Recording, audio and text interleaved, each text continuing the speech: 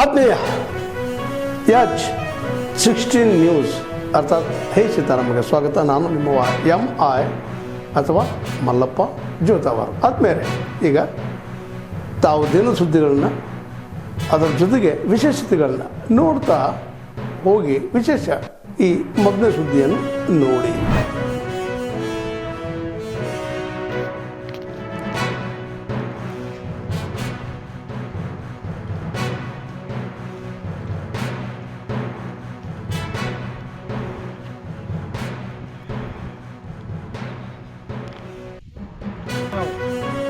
ದಯಮಾಡಿ ತಹಸೀಲ್ದಾರ್ ಅವರು ಹಾಗೂ ಜಿಲ್ಲಾಧಿಕಾರಿಗಳವರು ಮುಂದಿನ ಕ್ರಮಕ್ಕೆ ಕೈಗೊಂಡು ಇದನ್ನು ನಮ್ಮ ದನಕ್ಕೆ ಮುಗಿಸುವಂಥ ಏನಿದೆ ಅದು 30 ಎಕರೆ ಬಿಡಿಸ್ಕೊಡ್ಬೇಕು.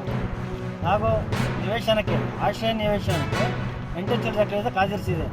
ಅವಾಗ ಸರ್ವೆ ನಂಬರ್ಗೆಲ್ಲ ನೀವು ಸ್ಕೆಚ್ ಮಾಡಿ ಕೊಟ್ಟಿದ್ದೀರಿ, ಇದುವರೆಗೂ ನಮ್ಗೆ ಅದನ್ನು ಖಾತೆ ಮಾಡಿಕೊಟ್ಟಿಲ್ಲ. ಅದನ್ನು ಮಾಡಿಕೊಡೋಕ್ಕಾಗಿ ಈ ಮೂಲಕ ತಮ್ಮಲ್ಲಿ ಕೇಳ್ತಾ ಇರ್ತೀವಿ.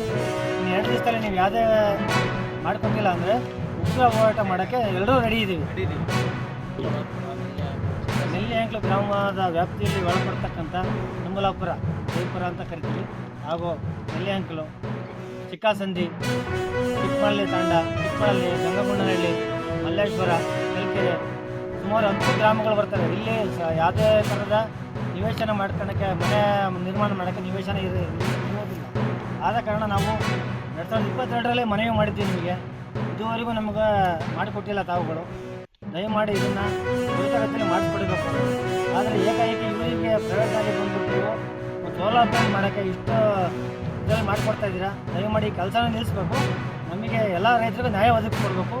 30 ಎಕರೆನ ನಾವು ಬೌಂಡ್ರಿ ಫಿಕ್ಸ್ ಮಾಡಿ ಜನಕ್ಕೆ ಮುಖಬಾರ್ದು ಏನಿದೆ ಕಾದಿರಿಸ್ಕೊಡ್ಬೇಕು. ನೀವು ಮುಂದಿನ ಹೋರಾಟ ಮಾಡ್ಕೊಂಡು ಮುಂದೆ ಇದನ್ನು ನಮಗೆ ಮನಸ್ಸು ಮಾಡಿಕೊಡಿ ಅಂತ ಹೇಳ್ತೀನಿ. ಗಂಗಗುಂಡನಹಳ್ಳಿ.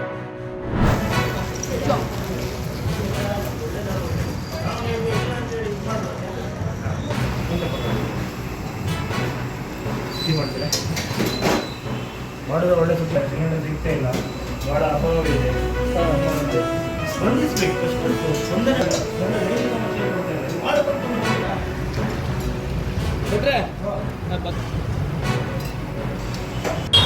ಈಗ ನೋಡಿ, ಸಿಲಿಂಡ್ರ್ ಖಾಲಿಯಾಗಿದೆ ನೋಡಿ, ಖಾಲಿ ಸಿಲಿಂಡ್ರ್ ಇದು. ಇವತ್ತಿಗೆ ಎಂಡ್ ಆಗಿದೆ, ಸಿಲಿಂಡ್ರ್ ಇಲ್ಲ. ಅಲ್ಲಿ ಕೇಳಿದರೆ ಏಜೆನ್ಸಿಯಲ್ಲಿ ಕೇಳಿದ್ರೆ ಸಿಲಿಂಡ್ರ್ ಇಲ್ಲ ಅಂತಿದ್ದಾರೆ, ಕೊಡ್ತಾ ಇಲ್ಲ, ಸ್ಟಾಕ್ ಇಲ್ಲ, ಕೊಡ್ತಾ ಇಲ್ಲ, ಇಲ್ಲ ಅಂತಿದ್ದಾರೆ. ಇನ್ನು ಮುಂದಿನ ನಮ್ಮದು ದಾರಿ ಏನಂತೇಳಿ ಈಗ ಏನಿಲ್ಲ. ಈಗ ಇವತ್ತು ಕ್ಲೋಸ್. ಇವತ್ತು ಬೆಳಿಗ್ಗೆ ತಿಂಡಿ ಎಲ್ಲ ಸ್ವಲ್ಪ ಮಾಡಿದ್ದೀನಿ. ಎಲ್ಲ ತಿಂಡಿ ಮಾಡೋಕ್ಕೆ ಗ್ಯಾಸ್ ಇರಲಿಲ್ಲ. ಸ್ವಲ್ಪ ತಿಂಡಿ ಮಾಡಿದ್ದೀನಿ, ಇಡ್ಲಿ, ಚಟ್ನಿ, ಆಮೇಲೆ ರೈಸ್ ಬಾತ್ ಒಂದು ಮಾಡಿದ್ದೀನಿ. 2-3 ಐಟಮ್ ಮಾಡಿದ್ದೀನಿ ಅಷ್ಟೇ. ಎಲ್ಲ ಐಟಮ್ ಮಾಡ್ತಿದ್ದೀನಿ. ಮಾಡೋಕ್ಕೆ ಸಿಲಿಂಡ್ರ್ ಬೇಕಲ್ಲ. ಸಿಲಿಂಡ್ರ್ ಇದ್ದರೆ ಎಲ್ಲ ಮಾಡೋದು. ಸಿಲಿಂಡ್ರ್ ಇಲ್ಲ ಅಂದರೆ ನಾವು ಇನ್ನೂ ನಂಬ್ಕೊಂಡಿರ್ತೀವಿ. ಹೌದಾ? ಇದಿದ್ರೆ ಓಪನ್ ಅಂದರೆ ಏನು ಸೆಟ್ರ್ ಹಾಕಿ. ಇವತ್ತು ನಾಳಿಂದ ರಜೆ, ನಾಳೆ 7 ದಿನ ರಜೆ. ನಾಳೆ ಸಿಕ್ಕಿದರೆ ಒಳ್ಳೇದಲ್ಲ, ಸಿಕ್ಕಿದ್ರೆ ಭಾಳ ಸಮಸ್ಯೆ. ಹಾಂ, ಅದೇ ನಾವು ಏನು ಈಗ ಅವರಿಗೆ ಸಚಿವರಿಗೆ ಸರ್ಕಾರದವರಿಗೆ ಒಂದು ಮನವಿ ಮಾಡೋದು ಅಷ್ಟೇ ಸರ್.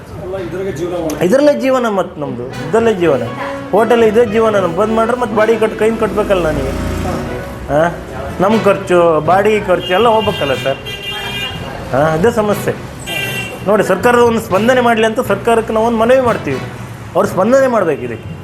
ಆದಷ್ಟು ಬೇಗ ನಮಗೆ ಒಂದು ಕ್ಲಿಯರ್ ಮಾಡಿಕೊಟ್ಟಿದ್ದು ಭಾರಿ ಒಳ್ಳೆಯದು ಸರ್ಕಾರದವರು. Okay sir.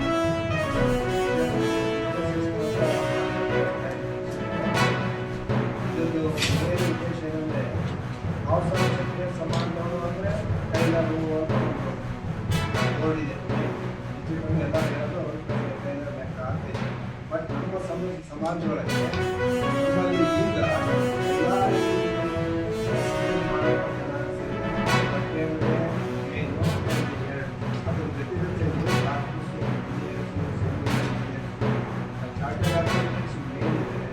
ಅದ್ರ ಜೊತೆಗೆ ಬೇರೆ ಉದ್ಯೋಗ ಮಾಡಿದ್ರು ಅವ್ರನ್ನೆಲ್ಲ ಒಂದು ಕಡೆ ಸೇರಿಸಬೇಕು.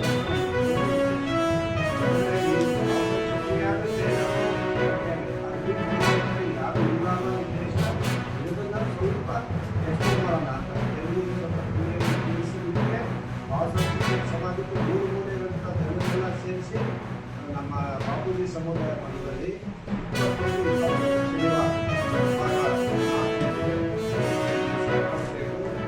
ಆಮೇಲೆ ಬೇರೆ ಉದ್ದೇಶ ನಾವು ಒಂದೇ ಅಲ್ಲ, ಬೇರೆ ಕೊಡುವುದಿಲ್ಲ. ಒಂದೇ ಇಲ್ಲ, ಬೇರೆ ಮಾಡಿದ್ದೀವಿ ಮತ್ತು ಎಲ್ಲರಿಗೂ ಇನ್ವಿಟೇಷನ್ ಕೊಡ್ತಾ ಇದ್ದೀವಿ. ಎಲ್ಲ ಜನಕ್ಕೂ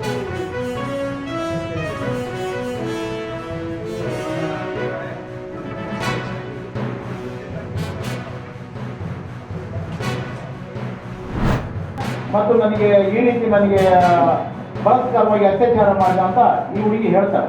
ಹೇಳಿದಂಥ ಸಂದರ್ಭದಲ್ಲಿ ನಾನು ಏನಪ್ಪ ಈ ವಯಸ್ಸಲ್ಲಿ ಇಂಥ ಕೆಲಸ ಮಾಡಿದೆ ಅಂತ ಅವನಿಗೆ ಕೇಳ್ತಾನೆ. ಅವನು ಕೂಡ ನನ್ನನ್ನು ಅವನ ಫೋನಿಗೆ ಬಿಟ್ಟು ಅಲ್ಲಿ ರೂಮಲ್ಲಿ ಕರ್ಕೊಂಡು ಹೋಗಿ ನೀನು ಖಾಲಿ ಬಿಡ್ತಾನೆ, ನನ್ನ ಏನಾದರೂ ಮಾಡಿ ಈ ಕೇಸನ್ನು ಕೊಡಬೇಡ, ನನ್ನ ಮರ್ಯಾದೆ ಪ್ರಶ್ನೆ, ನಾನು ಪ್ರಭಾವಿ ರಾಜಕಾರಣಿಯ ಸಂಬಂಧಿಕ ಅಂದ್ರೆ ಯಾರೋ ನನಗೆ ಗೊತ್ತಿಲ್ಲ ಅವರು. ಹಾಗಾದಾಗ ನಾನು ಇದೇನು ಮಾಡೋಕ್ಕಾಗಲ್ಲ, ಪೊಲೀಸ್ ಕಾನೂನು ಹೋರಾಟ ಮಾಡೋಲ್ಲ, ನಿಮ್ಮಡಿ ನೀವು ಕಂಪ್ಲೇಂಟ್ ಕೊಡಿ ಅಂತ ನಾನು ಹೇಳಿ ಅಷ್ಟೇ. ನಾನು ಮತ್ತು ಕೃಷ್ಣಪ್ಪ ಹೊರಗೆ ಬರ್ತೀನಿ. ಹೊರಗೆ ಬಂದಾದ ತಕ್ಷಣ 2 ದಿನ ನನಗೆ ಕಾಲ್ ಮಾಡ್ತಾರೆ, ಇದನ್ನ ಕೇಸು ರಾಜಿ ಮಾಡಿಸ್ಬೇಕು, ಇಲ್ಲ ಅಂದರೆ ಬಿಡಂಗಿಲ್ಲ ಅಂತ. ಆಗ ನಾನೇನು ಮಾಡ್ತೇನೆ, ನನಗೆ ಅದು ಸಂಬಂಧ ವಿಚಾರ ಅಂದಾಗ ನನಗೆ ಗೊತ್ತಿಲ್ಲದೆ ಇವರು ರಿಟೈರ್ಡ್ CP ನಾಗರಾಜ್ ಆಚಾರ್ಯವರು ಇವರು ಹೋಗ್ತಾರೆ, ಈ ಸಂತ್ರಸ್ತೆ ಹೋಗ್ತಾರೆ. ಹೋದಂಥ ಸಂದರ್ಭದಲ್ಲಿ ನಾನು KSRTC ಬಸ್ ಸ್ಟ್ಯಾಂಡ್ ಹತ್ರ ಇರ್ತೇನೆ. ಆ ಬಸ್ ಸ್ಟ್ಯಾಂಡ್ ಹತ್ರ ಇದ್ದಾಗ ನನಗೆ retired CP Nagaraj sir call ಮಾಡ್ತಾರೆ, ಬರ್ರಿ ಪ್ರಭುದೇವ್ ಬಂದಿದ್ದಾನೆ ನೀವು ನಮ್ಮ ಮನೆಗೆ ಅಂತೇಳಿ. ನಾನು ಆ ರಿಟೈರ್ಡ್ CP ಅವರ ಮನೆಗೆ ಬರ್ತೇನೆ. ಬಂದಾದಾಗ ಏನಪ್ಪ ಪ್ರಮಾಣ ಈ ಕೆಲಸ ಏನು ಮಾಡಬೇಕು ಅಂದ್ರೆ ನನಗೆ ಸಂಬಂಧಿತ ವಿಚಾರಕ್ಕೆ ಇವ್ರು ಕಂಪ್ಲೇಂಟ್ ಮಾಡಬೇಕು ಅಂತ PP ಅವ್ರನ್ನ ಸಲಹೆ ಕೇಳ್ತಾರೆ. ನಾನು 2 ದಿನ ನನ್ನ ಜೀವ ಬೆದರಿಕೆ ಹಾಕಿ ನಾನು FIR ಮಾಡಿಸಬೇಕು ಅವ್ರ ಮೇಲೆ ಆಯಿತು ಅಂದಾಗ ನಾನು ಮೂತ್ರ ವಿಸರ್ಜನೆಗೆ ಪ್ರಭುದೇವರ ಜೊತೆಯಲ್ಲಿ ಹೊರಗೆ ಬರ್ತಾ ಇದ್ದೇನೆ. ಹೊರಗೆ ಬಂದ ತಕ್ಷಣ ಸುಮಾರು 10 ಜನ ಪೊಲೀಸರು ಏಕಾಏಕಿ ಬಂದು ಸಾಗರಂತ PSI ನನಗೆ ಅಲ್ಲೇ ಮಾಡ್ತಾನೆ. ನಾನು ಪೊಲೀಸ್ ಏಜೆನ್ಸಿ ಹೋಗಿದ್ದನ್ನು ನಾನು ವಾಪಸ್ ತಗೊಂಡಿದ್ದೀನಿ. ಯಾಕೆ ಸರ್ ಯಾಕೆ ಹೊಡಿತೀರಿ, ಏನು ಮಾಡಿದೀವಿ ಅಂತ ಕೇಳಿದೆ.